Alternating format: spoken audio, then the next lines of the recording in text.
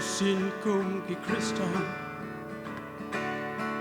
Ela Shibun Ri Bhoi Shatei Namar ki kam ikten ka jingim jong kim yadei ka kurten balasin Ela pen le rai you Christa ka jingim Jingim Khristan Ela Shibun Ri Bhoi Shatei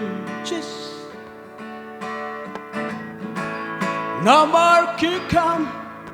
ikten ka jingim jong kim yadei ka kurten balasin Ela pen le ran you Christa ka jingim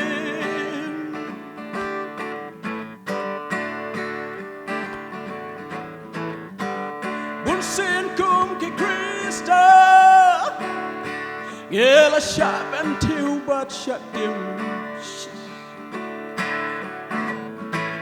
Namar ki kam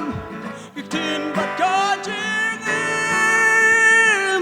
jong kim yadei ka kurten balasin Oh ngila pen le ran you Christa ka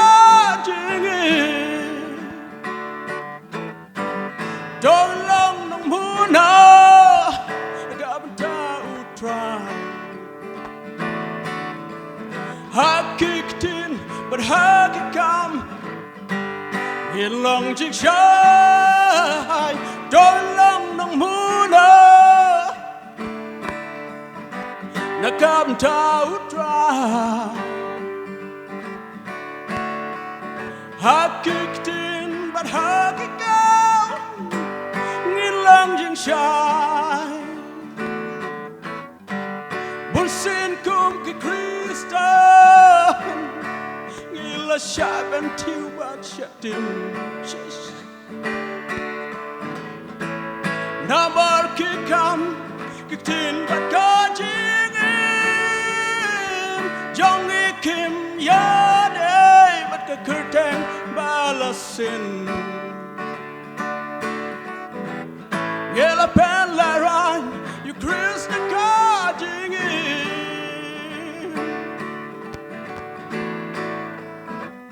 Tawat pen suryin Ela David ka pertain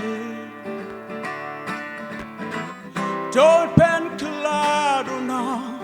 Kom ki Khublei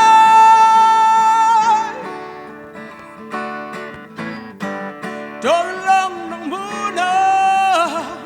Gabanta utrai Hakiktin hakikam Ngilong jing shai Don't long nong muna Gabanta utrai Hakiktin but hakikam Ngilong jing shai